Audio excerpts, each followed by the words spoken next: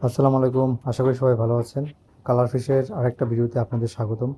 আজকে দেখাবো আমাদের যে ছোট ট্যাঙ্ক ছিল, এখানে আমরা কিছু গাপ্পি রাখছিলাম। তো এগুলার সাইজটা কেমন হয়েছে এবং এগুলো কালারটা কেমন, তো তার জন্যই আজকে আমরা এই ভিডিওটা করার উদ্দেশ্য। তো আমি একটা ছোট অ্যাকুরিয়াম নিলাম, তো এখানে আমি কিছু পানি দিচ্ছি এবং এই পানিগুলো অনেক ক্লিয়ার, যেন পরিষ্কার বোঝা যায় মাছগুলোর কালার কেমন এবং সাইজটা কেমন।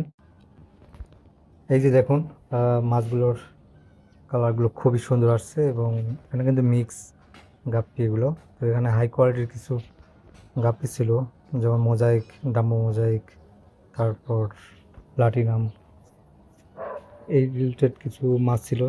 তার থেকে এগুলো ফ্রাইগুলো তৈরি। তো এগুলো মোটামুটি রেডি হয়ে গেছে এবং আরও কিছুদিন লাগবে।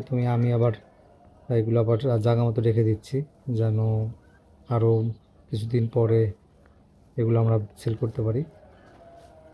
আর বলে রাখা ভালো, আমি কিন্তু বেশি এগুলো পরিচর্যা করি না। আমি যে দেখেন, এখানে কিন্তু কোনো অক্সিজেনও ইউজ করি না, জাস্ট আমি ট্যাঙ্কের পানিটা পরিষ্কার রাখছি এবং নিয়মিত খাবার টাবার দিছি, পরিচর্যা করছি যে কোনো সমস্যা হচ্ছে কি না খেয়াল রেখেছি। এবং কালারগুলো দেখেন, মাশাআল্লাহ অনেক সুন্দর আসছে।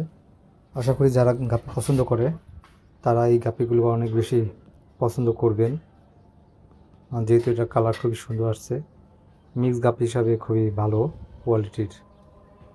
ধন্যবাদ ভিডিওটি দেখার জন্য।